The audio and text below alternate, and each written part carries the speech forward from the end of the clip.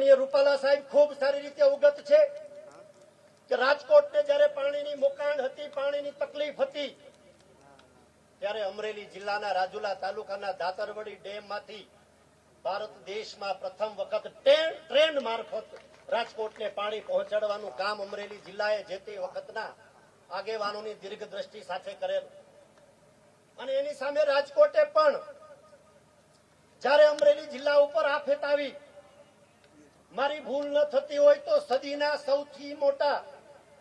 ભયાનક તોકતે વાવાઝોડાએ જયારે વિકરાળ રૂપ ધારણ કર્યું અને અમરેલી ઉપર બહુ મોટી આફત આવી, ત્યારે અમરેલી જિલ્લાના લોકોને મદદરૂપ થવાની ભાવના સાથે રાજકોટે પણ ક્યાંય પાછી પાની ન કરી જમવાનું પહોંચાડવાનું હોય તો પણ ભલે, મેન પાવર પહોંચાડવાનો હોય તો પણ ભલે, જનરેટરો પહોંચાડવાના હોય તો પણ ભલે, કે શ્રમદાન કરવાનું હોય તો પણ ભલે, ત્યારે રાજકોટ જિલ્લો પણ ગુજરાતના તમામ જિલ્લાઓની સાથે અમરેલી જિલ્લાને મદદે આવ્યો. ત્યારે બહુ પારિવારિક સંબંધો અમરેલીના અને રાજકોટના રહ્યા છે એવું આપણે બધા જાણીએ છીએ. વાત કરીએ થોડા ભૂતકાળની, તો યુવા મોરચાની અંદર અમરેલી જિલ્લામાં સતત 2 કે 3 ટર્મ સુધી મને કામ કરવાનો મોકો મળ્યો. અને ત્યારે ભૂતકાળની અત્યારની જે ટીમ જે મંચસ્થ બેઠી છે યુવાનોની, ત્યારે અમારી યુવાનોની ટીમ ઘણા બધા યુવા મોરચાની અંદર કાર્યક્રમો કર્યા. અને તમને જાણીને આશ્ચર્ય થશે કે આદરણીય રૂપાલા સાહેબ જયારે પ્રદેશ અધ્યક્ષ હતા ત્યારે સૌથી પહેલા 1-10 યુથ માનનીય તત્કાલીન મુખ્યમંત્રી શ્રીના હાલના વડાપ્રધાનશ્રીએ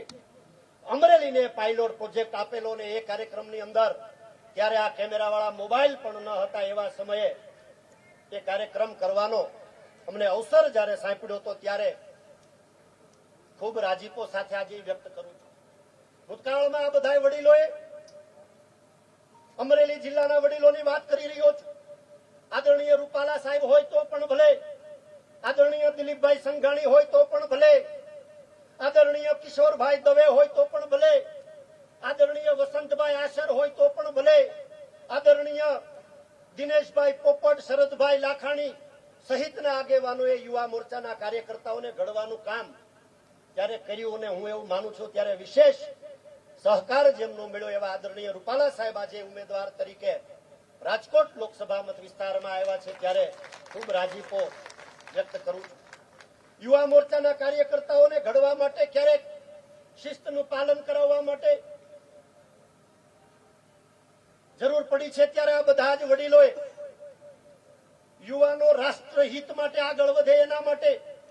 કદાચ કાન પણ આંબળવા પડ્યા હોય તો પણ આ બધા વડીલોએ જયારે આંબળ્યા છે, ત્યારે હું એવું માનું છું કે ભારતીય જનતા પાર્ટીના યુવા મોરચાના કાર્યકર્તાઓ માટે ઘણી સારી બાબત કહી શકાય. અને એ બાબતને લઈને જયારે આજનો આ કાર્યક્રમ જયારે કરવાનો થયો છે, ત્યારે એટલું ચોક્કસપણે કહેવું છે કે ઇલેક્શનનો માહોલ છે. ભૂતકાળની અંદર ગુજરાતથી લઈને દેશમાં વિવિધ પદો ઉપર રહી આદરણીય રૂપાલા સાહેબે જે રીતે કામગીરી કરી છે, એમની કર્તૃત્વ શક્તિ, એમનો કામ કરવાનો અંદાજ, રાષ્ટ્ર પ્રત્યેની એમની, રાષ્ટ્રને સમૃદ્ધિ તરફ લઈ જવાની એમની ઈચ્છા, હું એવું માનું છું કે આ બધી જ બાબતોને લઈ અને આ દેશના પ્રધાનમંત્રી આદરણીય શ્રી નરેન્દ્રભાઈ મોદી સાહેબે સૌરાષ્ટ્રનું પાટનગર ગણાતું એવી મહત્વની સીટ લડવા માટેની જવાબદારી જયારે એના શિરે મૂકે છે, ત્યારે આ બધી જ જવાબદારી મારી ને તમારી છે એવું હું આપને અહીંથી જણાવી રહ્યો છું. પરિશ્રમના માધ્યમથી, મહેનતના માધ્યમથી બધા જ લોકોને સાથે લઈ કંઈક સારું કરવાની ભાવના સાથે આપણે બધા અહીંયા મળ્યા છીએ, ત્યારે ખભે ખભો મિલાવીને, પરસેવો પાડીને રાષ્ટ્રહિત માટે સારું શું થઈ શકે એની સતત ચિંતા કરીને આપણે બધાએ જો મહેનત કરીએ તો મને એવું લાગે છે કે પરિણામ કઈ અશક્ય નથી. જે પ્રમાણેની સ્થિતિ છે સમગ્ર ગુજરાતની અંદર, સમગ્ર દેશની અંદર, ત્યારે વધુ મહેનત સાથે આ સીટ માટે પરિશ્રમ કરવા માટે હું ને તમે એકત્ર થયા છીએ. અને એટલા માટે આ બધાને વિનંતી કરી રહ્યો છું કે આદરણીય રૂપાલા સાહેબ જેવું નેતૃત્વ જ્યારે આપણને મળ્યું છે ત્યારે બધા જ મહેનત કરીએ જેથી કરીને આવનારા સમયની અંદર છેવાડાના માનવીની ચિંતા થઈ શકે, વંચિતોની વાત થઈ શકે, પીડિતોની વાત થઈ શકે,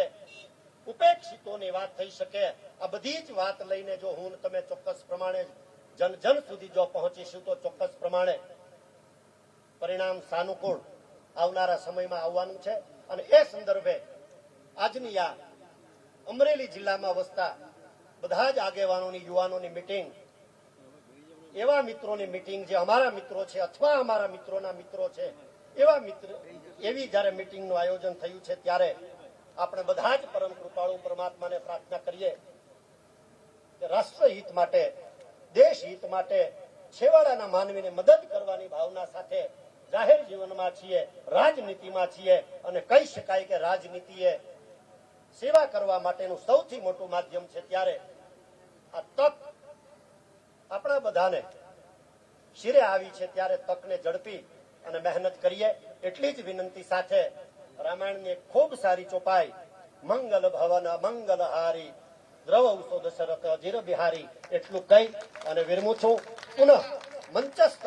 આદરણીય રૂપાલા સાહેબ સહિત બધા જ મહેમાનો, આપ સૌ વડીલો, યુવાન દોસ્તો, માતાઓ, બહેનો અને પત્રકાર મિત્રોનું સ્વાગત કરી, શબ્દોથી સ્વાગત કરી અને વિરમું છું. ભારત માતા કી જય, વંદે માતરમ.